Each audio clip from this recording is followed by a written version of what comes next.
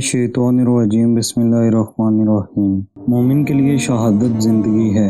एक बादशाह ने करम करके एक गुलाम को अपने तमाम गुलामों में से पसंद कर लिया और उसकी तनख्वाह 40 सरदारों के बराबर कर दी। बादशाह के किसी भी वजीर ने इसके 10वें हिस्से के बराबर भी मर्तबा न देखा था। बस यूँ समझ लो कि किस्मत इकबाल की वजह से वो एयाज था और बादशाह महमूद था। ऐसा मालूम होता था कि जिस्मानी वजूद में आने से पहले भी दोनों एक ही थे और एयाज की रूह हकीकत में महमूद की रूह से जुड़ी हुई थी। हकीकत में मामला भी वही है जो जिस्म के ज़हूर में आने से पहले हुआ। बस तुम भी दुनियावी तलकात को छोड़ दो जो कि फ़ानी दुनिया में पैदा हुए, और आरफ बिल्ला ही दर हकीकत सही पहचान कराने वाला होता है। आरफ बिल्ला की आंख बींगी दो दिखाने वाली नहीं होती, बल्कि इसकी नज़र इस दुनिया में आने से पहले वाली खेतियों पर होती है। आलम अरवा में जो घियो या जो इन्होंने बोया, इनकी नज़र रोज़ शब इन पर लगी रहती है। रात जिससे हमला बनी है, इस मुकद्दर के सिवा इसने नहीं जना, इसलिए अता करदा सलाहियतों के अलावा सब तदबीरें बेकार हैं। इन आर्जी तदबीरों से इस शख्स का दिल कब खुश हो सकता है जो अल्लाह ताला अज़्ज़ व जल की तदबीर को खुद पर मुसल्लत देखता है।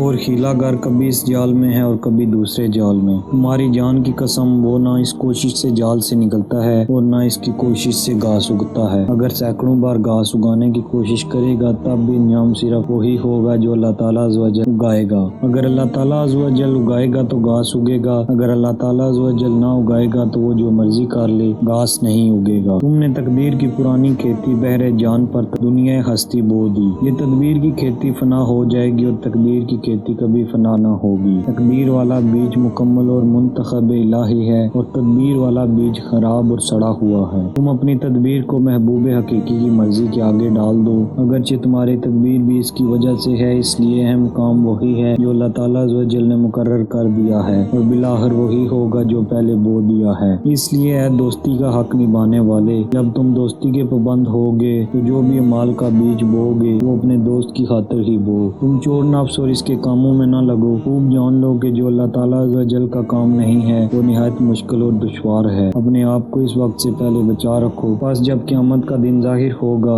और मालिक हकीकी के सामने दुनिया की ज़िंदगी की रात का चोर रुसवा होगा।